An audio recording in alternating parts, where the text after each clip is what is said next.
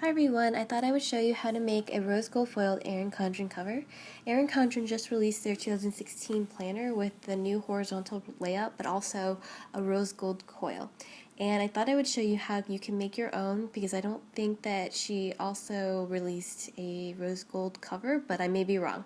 But in any case, here's a way where you can make your own. Here are the supplies that you'll need. You'll need Minc foil in rose gold, a laminator with 2 full-page laminating sheets. You'll need an Erin Condren cover to use as a template.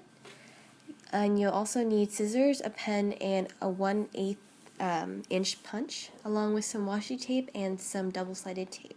And so the first thing I want to talk about is how you need to prepare your design in what sizes. And so you need a 6.75 inch by 8.875 inch cover. And so you can use whatever design you want. You can print out your own image in black and white or design it yourself, but the key thing about foiling is that you need to print your image on a toner-based printer.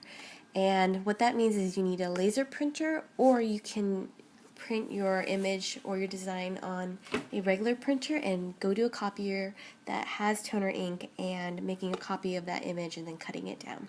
So the toner ink in a laser printer or a copier is what is needed to help the gold foil or any foil that you have bond with the ink. And so when heat is applied, when you're using a laminator, that is what bonds the ink with the foil. And so that is a necessary step to make sure that you get the results that you want, that you should have it printed in toner ink.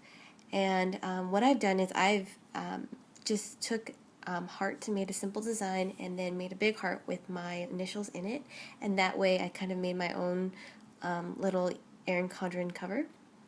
And I printed it out, I cut it down to size, and and when I started the video, I was ready to go. So when you have your design, you should cut it down to size and also cut a piece of foil that will cover the whole entire design. And when I'm usually foiling a project, I usually use a cover sheet first, and then subsequent times through the laminator I will take off the sheet. So I'm laying it down and folding a piece of that paper over so that it doesn't shift around while it goes through the laminator, and it's also I also made sure that it was flat as I ran it through. And the cover sheet just helps it stay flat so that there are no air bubbles and no bubbling on the foil, because it can ruin your project. And I run the cover sheet through first, and then I take it off, and then I run the project through at least 2 more times. I'm not sure that a second or a third, a third time it may not be necessary depending on the design that you have, but usually I run it through at least twice to make sure that all of the foil has bonded to the toner ink. And one of the important things is that you should have your laminator hot and ready. I usually turn it on to 5 ml setting, and then I wait for it to get really hot before I try this myself.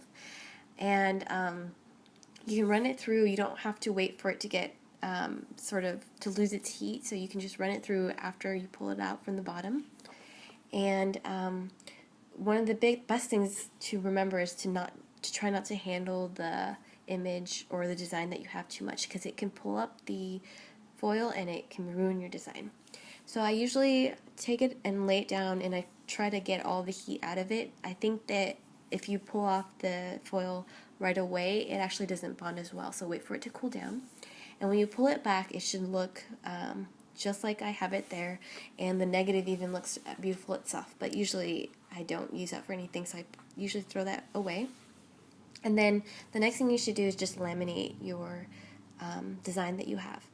And I'm using full-size sheets and making sure that they are flat so that there are no air bubbles inside it. And I'm positioning it so that it's kind of square with the bottom. And I just run it through the laminator just as if you were laminating something else. And one thing I'm doing is I'm actually using 2 laminating sheets. These are really thin. I think they're the 3 ml. I couldn't find any thicker ones for a good price, and so I cut it down the first time, and I left some on the left edge, and then I'm putting it in the second laminating sheet, and I'll run that through as well. It actually makes it a little bit sturdier since the 3 ml sheet doesn't hold quite as well. And leaving that side on the end also helps with when you're punching it to put into your planner.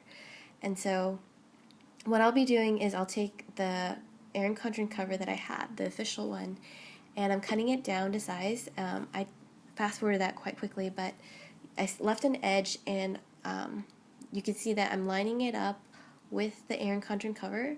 And here I'm using double-sided tape. You can use a paper clip, a large one if you have, or any sort of binder clips that you can have to help it hold into place. I also use some washi tape.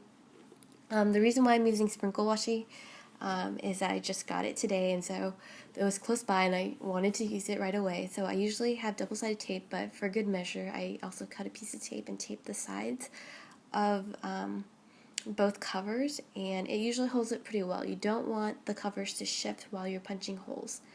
And so a lot of people, what they'll do is that they may use a Sharpie or a pen to mark where the holes are, since they don't want to damage their Erin Condren cover. I don't mind, so I just tape it and then I punch using it as a guide. And so you'll use a 1/8 inch punch, and you'll just punch all the way through. I didn't hold the cover correctly, and so it's off screen, but I'm punching it all the way through using the Erin Condren cover as my guide. And then after you're done, you can just pull that apart, and the next thing is you need to make slits for to put it into the planner itself to make it sort of interchangeable. But what I do is I make a V cut. You can simply, that's what it looks like right there, and I showed you a close-up image, but you can use just a slit. The V cut helps it, how do I say, it's like easier to slip into the planner, the coils, but you can just simply make cuts one cut along the side of the holes, and that will go in as well. It's just easier, I think, with the V. I think you just take your pen and then just sort of press the cover into the coils, and when I had the V-shaped cut, it actually goes a lot easier. With just a slit, it takes a little bit longer, but I also made one for the back, but I switched the sides, and so that was incorrect. But I tried to just show you the back really quick, and that didn't work. It was too fast. But this is what my planner looks like now with the cover, the rose gold foil, and so I hope this helped. Let me know if you have any questions. Thanks.